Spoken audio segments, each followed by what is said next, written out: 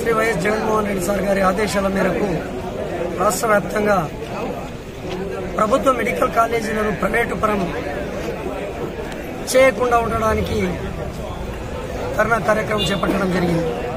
Telugu Desam party నాయకులు ఈ రాష్ట్రంలో వైద్య విద్యను ప్రైవేటు పరం చేయడానికి సిద్ధంగా ఉన్నారు.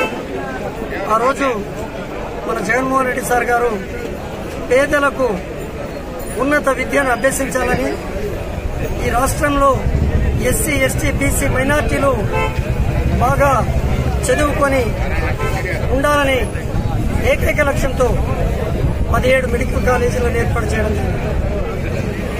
ఈరోజు కేవలం మన జగన్మోహన్ రెడ్డి సార్ గారికి మంచి పేరు వస్తుంది అనే భావనతో తెలుగుదేశం పార్టీ నాయకులు దానిని కాంట్రాక్టు పరంగా అమ్మడానికి సిద్ధంగా ఉన్నారు. ఈరోజు చంద్రబాబు నాయుడు కేవలం ధనాపేక్షణతో తెలుగుదేశం పార్టీ నాయకుల యొక్క జేబులు నింపడానికి కోసము దీనిని ప్రైవేటు పరం చేస్తున్నారు.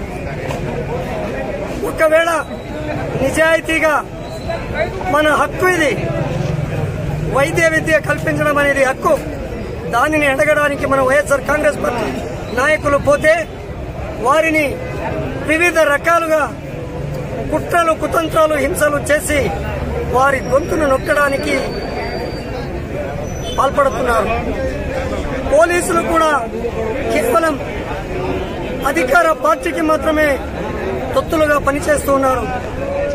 ఈ ప్రైవేటీకరణని ఖచ్చితంగా ఆపడానికి మన వైఎస్ఆర్ కాంగ్రెస్ పార్టీ పనిచేస్తుందని ఈ సందర్భంగా తెలియజేస్తూ మీకందరూ